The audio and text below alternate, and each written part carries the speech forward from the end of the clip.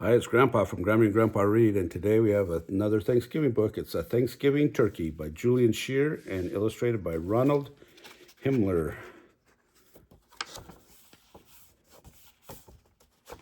Make sure I'm on this first page here. Sorry. It's put out by Holiday House of New York. I wasn't on the first page. Now we are. I was 13 years old when my mother and I moved to rural Virginia to live with my grandfather on his farm. I was getting up in years, as my mother put it, and she thought it was a good idea to be there to help him, and at the same time, she thought a farm would be a good place for a young boy to grow up. I liked my school and my friends, and the thought of living where we lived did not go over so well, but I had to make the most of it. It was a small farm. Granddad planted a few acres of corn, and he had another field where he made hay. He had a few steers, some pigs, a lot of chickens, a milk cow, along with a half-dozen barn cats and 3 or 4 hounds that followed him everywhere.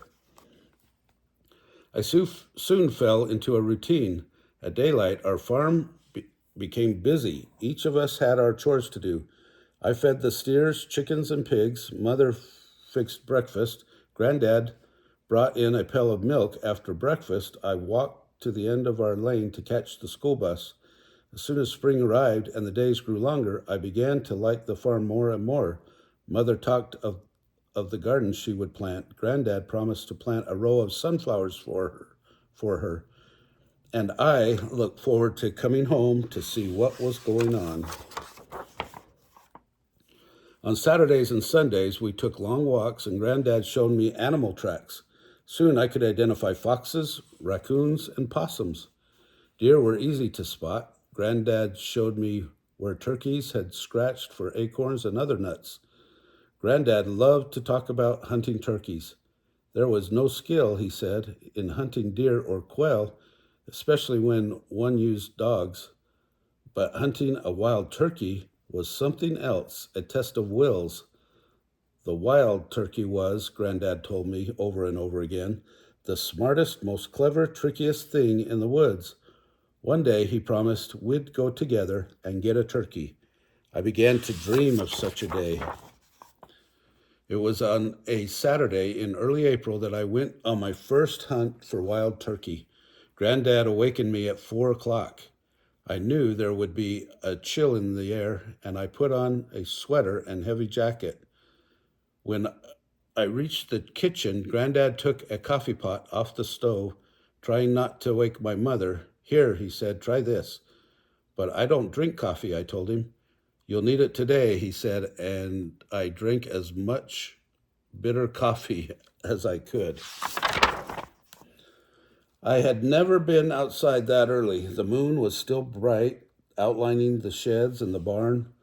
In the distance, an owl hooted. Without a word, I followed my grandfather down the path next to the plowed garden. Through the back gate, we started across what would soon be a cornfield. Alone in the silence in the morning, occasionally a bird would fly up from the nest on the ground, sending chills down my spine. After a while, we were on the bank of Cedar Run. Granddad motioned for me to follow a bit to the right. A few feet away, the bank gave way to a deep, soft path to the shoreline, a path carved from the bank by cattle that had come here for years to drink. We waded across a shallow spot, climbed the bank on the other side, and set out along an old logging trail. By now, the woods were beginning to come alive. Squirrels rushed from tree to ground. A red fox barked once and ran deeper into the woods. The glow in the east told us the sun would soon break over the horizon. Granddad kept walking, saying nothing, and I followed as best I could. Finally, we stopped, and he sat on the ground, his back to a large fallen tree, his gun across his lap. Granddad pulled out his collar. There are different collars. His was a handmade pine box, and he pulled a piece of polished pine across its open face. The sound came out, clear and precise, the cluck, cluck, cluck clucking of a hen. Turkeys, he told me, roost in tall trees. At sunup, they come off the roost and begin their daily hunt for grasshoppers or acorns. When they first touch the ground, the males, the gobblers, let out a cry, a gobble, usually just one cry, and then they start their quest for food. The game for the hunter is to listen for that first gobble, often miles away, and to answer with the cluck from the collar. It is a game of skill to fool the gobbler, to bring him closer and closer. Granddad liked his spot. He had hunted here for years. From here, he could see up the ridge to a clearing, or if a gobbler came along the logging trail, he had a clear view. He told me more about the gobbler, how he was ever alert, keen-eyed, sharp-hearing, and wise bird attuned to the sound of the woods. A person's slightest movement would be detected in a flash. A noisy deer nearby ignored. He told me how to tell a hen from a gobbler. While their crowns may look alike and their strides the same, gobblers have beards coming from the center of their chests. Longer the beard, older the bird. See that beard right there? That's what he's talking about.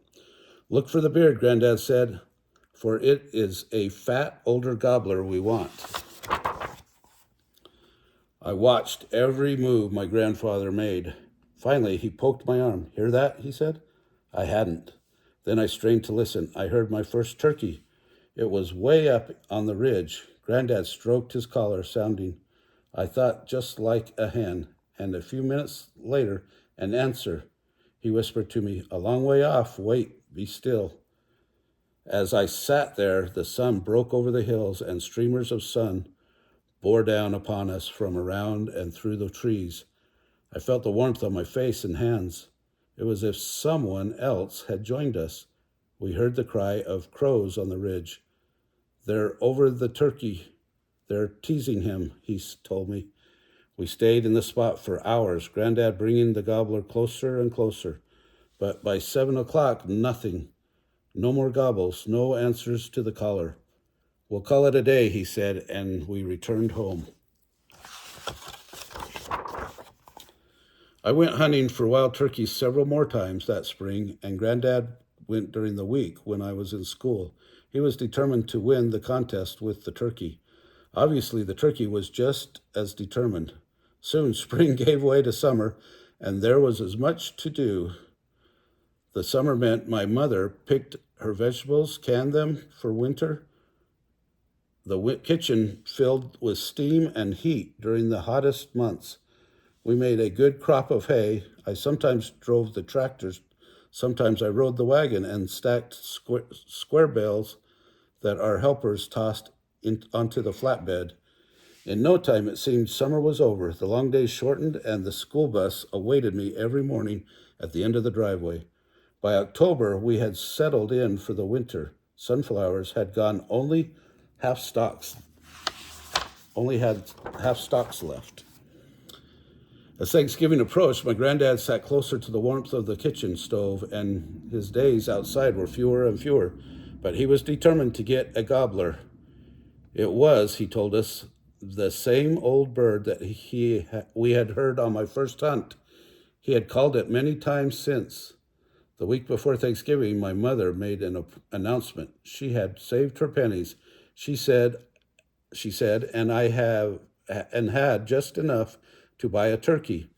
$1.80, she said, would buy a fat bird, and we would have a Thanksgiving meal like never before. My cousin's coming from Blackstone. A dinner with pecan pie, sweet potatoes, corn cakes, green beans, and okra canned from the garden, and a turkey. I came home from school that Friday, and Granddad greeted me at the door. Eat your supper and get ready to bed early, he said. We're going to go up to our spot and get that gobbler once and for all. When we left the porch and headed across the field the next morning, a blanket of frost covered the ground, making it slippery. The earth crunched beneath our boots. The barrel of my shotgun was cold to the touch, and we blew ghosts with our breath as we approached Cedar Run. When we reached the bank, a ledge of ice looking like lace clung to the sides of the creek. We tried to walk quietly on the logging trail and to the fallen tree. It was bitter cold in the dark.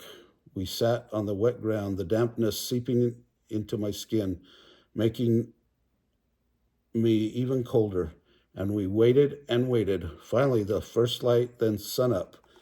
When the quick breeze that comes up with the sun, a rustling of leaves, birds moving about the hackberry trees, seeking breakfast, a few stray squirrels, mostly quiet. I remember thinking that we were the only people awake on the face of the earth. My grandfather sat there, his back to the log, his hands jammed into his pockets, his collar next to him on the ground, his shotgun resting against the log, then a gobble. I heard it on the first call. It was close, I thought. We looked at each other. My grandfather picked up his collar, struck it twice, making little quiet clucks, and there was an immediate response. Our Thanksgiving turkey was there for sure. Over the next hour, there was an exchange of voices, the gobbler's and my grandfather's. The gobbler was coming to us. My grandfather whispered, "Cock your gun, you're going to get that bird." I was excited beyond words. Minutes later, there was a gobbler, so clear, so close that it frightened me. On the logging trail just below us, in the clear, the wily bird stood facing us. He was a monstrous bird, big barrel-chested, tall-looking, first one way, then the other. He had been fooled. As I watched him move slowly toward us, I could see myself at the dinner table, my grandfather carving the turkey, my mother telling one and all how I had put the turkey on our dinner table. I thought of the long year and how I wanted to hug my mother and tell her she could save her pennies for Christmas or whatever else she wanted. Then I saw the beard. It was protruding from his breast so long that it dragged the ground. I thought I saw wisps of gray adding to its age, gray amongst the long strands of black. I lifted my gun and I had dead aim. I would fire one shot. That was all I needed. Suddenly, my grandfather jumped to his feet, and in the confusion that followed, the turkey flew at us and over us, breaking dried limbs from the trees with his wings, crying out in fright. He disappeared over the ridge, lost. I turned to my grandfather. "I had him, Granddad," I cried. I had him. Before I finished the sentence, he had started walking toward home. "Granddad," I said, but he did not listen. Stooped though he was, he walked determinedly toward home.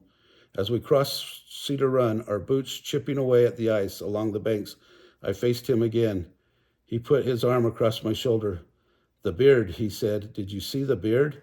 Old bird, he's been in those woods as long as you," I thought. We had a store-bought turkey that Thanksgiving. Granddad sat at the head of the table, and we held hands as he said a prayer. We had a glorious time. I can remember to this day the smell of that turkey in the oven, the taste of the pecan pie, and the serene look on Granddad's face. Oh, that turkey got away. Well, if you like that story, smash the like button down below, give us a big thumbs up, subscribe to our channel. It's Grammy and Grandpa Read, and watch the playlist for Thanksgiving.